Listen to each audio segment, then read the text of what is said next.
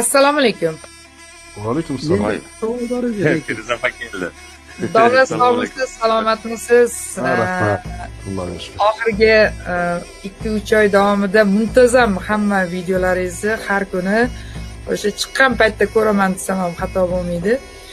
Juda ham sizga nisbatan ixlosim, sizga nisbatan hurmatim oshdi. Rahmat. Juda ham siz hozirgi kunda, bugungi kundagi shu blogosferada bo'lib o'tayotgan holatlarda, hodisalarda biz bilan bir safda ekanligingizdan juda ham xursandman. Endi bu Otabek Hamidov, Otabek Jo'rayevlarga keladigan bo'lsak, har kuni chiqib meni chaynayotganni, qolaversa sizni, mana Temur raisni yo bo'lmasa boshqa xullas kalom ularga qarshi bo'lgan yo bo'lmasa ularni fikr bilan yurmayotgan odamlarga qarshi gapirayotgan gaplari boshqalarini har kuni ko'rib boryapmiz. Har efirlarini ko'rganda juda ham asabiylashamanda. Keyin zo'rg'a o'zim bosishga harakat qilaman. Qarangda, mana shu 4 yillar oldin xo'p, men u aytayapti, bu 2 yil uydan chiqmadim deyapti, 2,5 yil uydan chiqmadim deyapti. Biz bilamiz, palonchi deyapti, lekin men o'sha 2,5 yil davomida men uni absolyutno biron marta ko'rmaganman. Umuman juda ham ko'p yolg'on ma'lumotlar berish, obro'sizlantirish, shaxsimga, sha'nimga qasddan kamsitish holatlari bo'layotganligi bo'yicha qanday yo'l tutish to'g'riroq deb hisoblaysiz siz? Xo'p, endi qonuniy tarafdan endi bilaman, ozmi ko'pmi harakat qilyapmiz. Mana shu diniy desam balki sal xato bo'lar. Umuman qanday yo'l tutish to'g'riroq deb hisoblaysiz? Xo'p, aslida siz ayol kishisiz, farzandlaringiz bor, maqsadingiz bor, g'oya bilan yashayotgansiz. Ya'ni bir ma'noda oilada baxt uchun harakat qilayotgan, hamin qadar baxtga imkon qadar erishib yoki yo'l yo'lakan yana shu harakat qilib yurgan odamsizda. Lekin sizni qarshingizda turgan odamlarning jamiyatda o'rni yo'q. O'rni yo'q odamlar, masalan, ko'pchilik mendan ham so'raydi. Bu bahs taktikasida o'rgatiladigan narsa. Nimaga siz shular sizga shuncha negativ bor, asabiylashmassiz deydi. O'shanda o'sha taktikada o'rgatadiki, masalani shaxsiylashtirmaslik kerak deydi. Shaxsiyizga nisbatan aytilayotgan gaplar ular tomonidan mag'lubiyatni tan olish hisoblanadi. Mana shaxsiyizga yo'nalgan zahoti u ularning mag'lubiyati. G'oyangizga agar gapirsa, raddiya bering, gap yo'q. Endi shaxsingizga qarata kamsitishlarni aytayotganda o'zingizga olmang. Olmasangiz, ya'ni e'tibor bermasangiz, kulib qo'ysangiz, bu katta zarba bo'ladi ularga. Shaxsingiz haqida sizga nisbatan kamsitishlarni qilayotganda agar siz reaksiya bildirsangiz, yana ko'paytiraveradi. Go'yoki shundan ta'sirlanyapti bu degandek. Shu joyda e'tiborga olish kerak, kim san deyish kerak. Jamiyatda nima o'rning bor? Bularning hayotini men to'g'risi bularning hayotini olib chiqishlik tarafdori emasman o'zi. Lekin o'zlar olib chiqyapti hayotini. Ya'ni, "Voy, buni tarqatma" desam, "Yo'q" dedi-da, hattoki o'sha salfetkacha tarqab ketdi. Bu sharmandalik bu. Hayoti shu darajada parokanda bo'lib ketgan ekanki, bularni o'shanga bizni yomon ko'rar ekan. Bizni baxtimizni o'shan uchun ko'ra olmaydi bular. Bizni oilamizdagi baxtimiz, jamiyatdagi o'rnimiz, atrofimizdagi muvaffaqiyatlar bular ya'ni alamini qo'ziydi. O'shanga shayton ularga vasvas qiladi, hujum qil, haqorat qil, anaqasini, tarixini eslat, unda deyveradi. Siz bilan biz bularni gapini e'tiborga olmasligimiz kerak. Bir ya'ni obro'si bo'lsa ekan, sizga teng bo'lsa ekan, uni gapini e'tiborga olsangiz.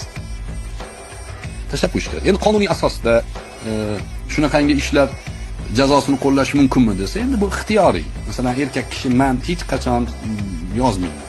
Ayol kishi haqqi bor, yozsa yozadi. Qonuniy jazosini so'rab olaman desa, mumkin. O'g'lingiz bor oldingizda, katta bo'lyapti. Ertaga inshaalloh u sizni himoya qiladi. Bular o'sha sizni himoyangiz yo'q deb o'ylayapti-da. Yo'q, sizni davlat himoyangizda, sizni erkaklar, rijollar, mardlar himoyangizda turadi. Sizga o'xshagan odamlarni, ya'ni vijdon tarafida turgan, iymon tarafida turgan ayollarni bunaqangi shaxsiyatiga tegish o'ta pastkash odamlarning ishi. Payg'ambar alayhissalom bir hadislari bor. Aytadilarki, "Va ma akramahunna illa karim, va ma ahanahunna illa laim" deganlar. Ya'ni o'sha pokiza, iymon, vijdonli ayollar haqida. Ayollarni hurmat qilish qalbi ulug' odamlarni ishi. Ayollarni kamsitish pastkashlarni ishi deganlar. Ya'ni karim degani oliyjanob odamda, oliyjanob odam ayolni hurmat qiladi. Chunki ayol ojiza. Ojizalarni hurmat qilish uchun oliyjanob inson bo'lish kerak. Ojizaga bunaqangi negativ, bunaqangi pastkashlik to'xtamasdan video qilaverish uchun o'ta pastkash bo'lish kerak-da. O'shani e'tiborga oling, xursand bo'lasiz. Voy, pastkashlar menga qarshi ekan deysiz. Ko'zingiz yashnaydi. E'tibor bermang. Siz bir qancha vaqt muqaddam o'sha uzr so'rayman degan gapingizdan juda ham xursand bo'ldim. Haqiqatdan ham mana ichimda bir nimalardir taskin topdi. Aynan mana shu gapingizdan ular ilmoqlanib shu paytgacha agar e'tibor berayotgan bo'lsangiz, bir necha marta qayta shu narsani eslatib, hammang birgasan, boshqasan, palonchisan, pistonchisan. Endi haqiqatdan ham domla, masalan siz va mana Temur yo bo'lmasa boshqa Dilnur Komilovmi, boshqa xullas kalom safimizda turgan odamlar ular haqida to'liq ma'lumotlar bilishmas balki-da, lekin men ular haqida keragidan-da ortiq bilaman. Lekin men shu holatda ham men ularning masalan shaxsiyatiga tegishni xohlamayapman. Ularni masalan oilaviy holatiga tegishni xohlayapman. Ular shu kungacha qilib yurgan pastkashligu, nodonligu, o'sha aynan masalan meni aybdor qilib hozir meni yuzimga qayta chaplashga harakat qilgan narsasi ular har kuni qilib yurishini mendan-da ko'p biladigan odam yo'q o'zi aslida. Lekin men ular haqida gapirmayapman. Ular bo'lsa aynan shuni qayta aytib, ular xuddi shundan rohatlanib mazza qilayotganday his qilaman. Men boshqa yo'li qolmadi ularni. Shunday. Boshqa yo'li yo'q. Salomat bo'ling. Umringiz uzoq bo'lsin. Rahmat domla. Sog' bo'ling, siz ham salomat bo'ling. Ilmingizni Alloh ziyoda qilsin. Amin, Alloh foydali qilsin. Xo'p. Domla Alloh rozi bo'lsin. Ko'p muxlislarimiz sizni yaxshi ko'radi. Rostdan ham mendan ko'ra ko'proq sizni yaxshi ko'rishadi bu yerda. Salomat bo'ling. Barchaga tashakkur. Alloh taolo haqdan ayirmasin. Millatimizni iltimosim bor edi. Nasib qilsin hammamizga. Men chiqaveraymi endi? Bo'ldi. Domla Alloh rozi bo'lsin. Domla bitta gap aytib qo'yay. Rahmat domla, kelib turing. Abram akangizga rahmat demoqchiman. O'sha sizdan akangizga вообще beshlik bordim. Rost bilaman. Alloh rozi bo'lsin. O'sha akangizdan domlani yaxshi bilaman, hurmat qilaman.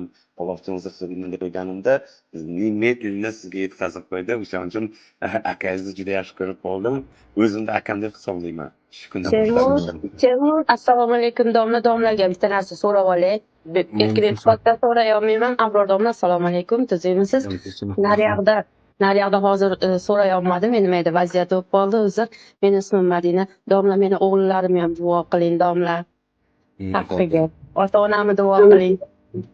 Alloh taolo shu yerda duo so'ragan farzandlari bor, ularni tarbiya qilayotgan ota-onalari bor, ularning duosini, xizmatini qilayotgan barchalarimizni Alloh taolo maqsadlarimizdan oliysiga erishtirsin.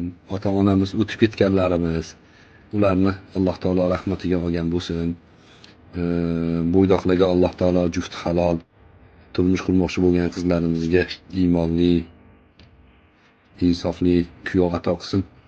Farzand talablarga Alloh farzand bu farzandingizni haqqidagi qilayotgan duolaringiz, duo talablaringizni ham Alloh taolo ko'zingizni quvonadigan darajada rohatini nasib qilsin.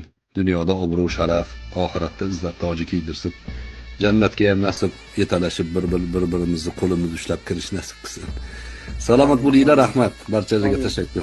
Rahmat. Alloh rozi bo'lsin. Sizni ham duoyingizdamiz inshaalloh. Alloh rozi bo'lsin. Rahmat.